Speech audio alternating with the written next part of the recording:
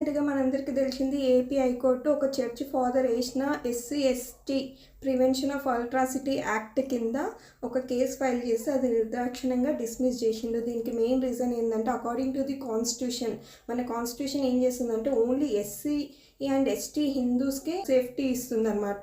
వాళ్ళకి రియంబర్స్మెంట్ కానీ జాబ్ కానీ ఎడ్యుకేషన్ ఫెసిలిటీస్ అనేటివి వాళ్ళకి ఈ ప్రివిలేజెస్ ఉన్నాయి. కానీ ఎవరైతే వన్స్ ఒక్కసారి ఎస్సీ నుంచి వేరే రిలీజియన్కి చేంజ్ అయిన వాళ్ళకి ఎలాంటి రైట్స్ లేవు, వాళ్ళు రిలింక్విష్ చేసుకోవాల్సి ఉంది. చాలామంది దీన్ని మిస్యూజ్ చేసుకొని ఎస్సీ అని చెప్పి దాన్ని ఆ ఫ్రూట్ని ఎంజాయ్ చేస్తున్నారు. మళ్ళీ క్రిస్టియానిటీలో ఉన్న రిలీజియన్కి వెళ్ళి ఆ రిలీజియన్లో ఉన్న ఫ్రూట్స్ని ఎంజాయ్ చేస్తున్నారు.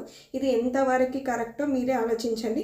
దీనివల్ల మిగతా ఎస్సీ, ఎస్టీ వాళ్ళు లీగల్గా పొందాల్సిన రైట్స్ అన్నీ వాళ్ళు కోల్పోవాల్సి వస్తుంది బికాజ్ ఆఫ్ దిస్ కన్వర్టెడ్ ఎస్సీస్ అనమాట. వాళ్ళు కన్వర్ట్ అయిపోయినప్పుడు ఈ క్లియర్గా కాన్స్టిట్యూషన్ క్లియర్గా మెన్షన్ చేసింది, ఒకసారి మీరు రిలీజియన్ కనుక మారితే మీకు ఈ ఎస్సీ స్టేటస్ అనేది ఉండదు అని. కానీ ఈవెందో చాలామంది దీన్ని మిస్యూజ్ చేసుకొని ఇల్లీగల్గా దాన్ని ఇప్పటికీ వాళ్ళు ఎస్సీ నుంచి క్రిస్టియన్స్ అయినప్పటికీ రిలీజియన్ మారినప్పటికీ వాళ్ళు ఎస్సీ అనే ఉంటుందన్నమాట. వాళ్ళ స్టేటస్ అనేది ఎస్సీ నుంచి చేంజ్ చేసుకోవట్లేదు. మీ ఒపీనియన్ దీని గురించి చెప్పండి. Thank you.